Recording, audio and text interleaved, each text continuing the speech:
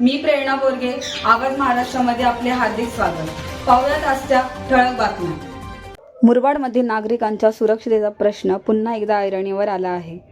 कल्याण मुरबाड महामार्गावरील मुरबाड येथील ओव्हरब्रिजला खालून तडे गेल्याचे समोर आले असून संभाव्य दुर्घटनेची भीती व्यक्त केली जात आहे. या पार्श्वभूमीवर शिवसेना मुरबाड शहर संपर्क प्रमुख अजिम पठाण यांनी पुलाची तात्काळ दुरुस्ती करण्याची मागणी केली आहे.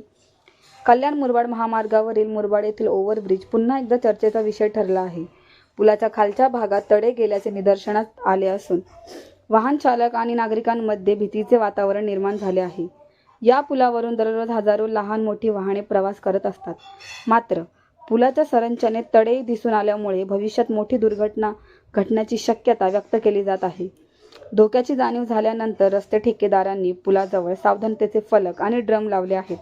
मात्र केवळ इशारे देऊन समस्या सुटणार नसून पुलाची तातडीने तांत्रिक तपासणी करून आवश्यक दुरुस्ती करण्यात यावी, अशी मागणी शिवसेना मुरबाड शहर संपर्क प्रमुख अजिम पठाण यांनी केली आहे.